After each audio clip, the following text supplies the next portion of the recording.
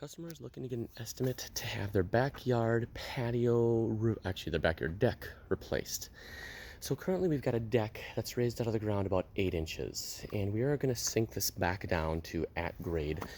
And it is 20 and a half, 20.5 feet from here to the to where the deck ends, and I'll show you that in a second, and 16 feet wide. So 20 and a half by 16 is the kind of the number that we're working with here. All right, so and then on the left hand side we've got this garden area right here, and we're gonna do a separate line item for a couple things over here. First, for some edge rock that goes along the garage. So, and that edge rock, I'm just going to give you those distances real quick. So if we've got 20 and a half and it's stopping there, we got so let's just call it 20 linear feet of Fond du Lac edge rock right here. Well, actually, let's call it 24 because we're going to need returns. 24, and then along here, let's call this 8 feet of edge rock that kind of comes along right here. So one thing to note is that this deck is in awful shape. So whenever we get here, don't walk on it. You see that people have already put their feet through it a couple times. So we're going to bid this with bluestone versus laurel, and then just a couple of things. So they have this step that's right here. Hang on a second, I just need to walk over here.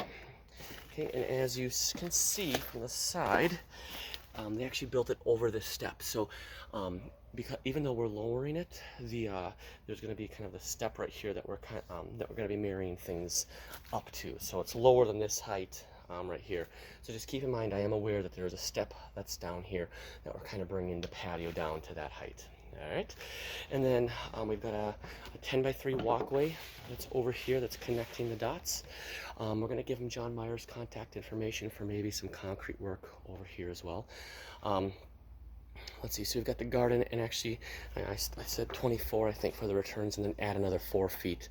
I'll call it 5 feet actually, coming across here for these hostas. So it's a pretty straightforward job. Oh, we're also going to bid for a sitting wall as a line item as well. It would go along here. It's currently 16 feet left to right. I'd probably make this like a 12. I'd want it to end shy, so that way it doesn't like come all the way over to the side. Let's just bid a 12-foot sitting wall coming across here. Sherry, if you could do a sketch-up of this, that'd be great. All right, so then we'd also want to put do a line item for steppers coming through here. So once again, we've got, we'll call it 20 feet of steppers that would go through their garden. So once again, one more line item would be to take all this stuff out, just to kind of shave it down, which actually isn't going to be too difficult since we're already in here. It might actually make it a little bit easier, so maybe an extra hour's worth of digging, half a dumpster or something like that, just a little extra.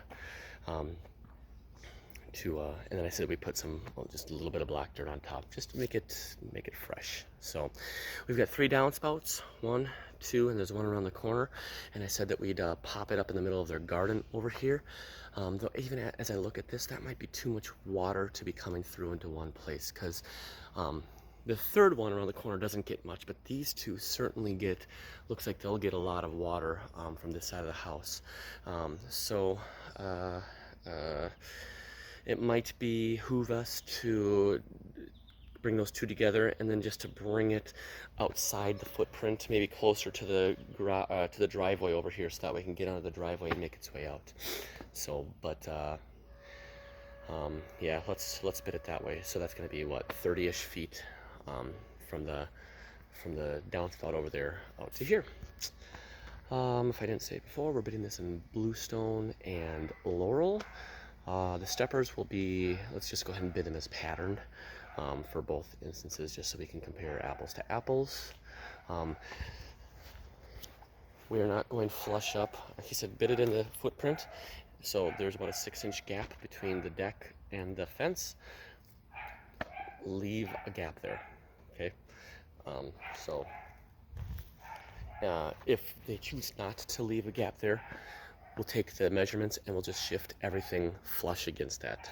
Okay, so it'll still be 16 feet wide. It'll just be, 6 inches moved to the right.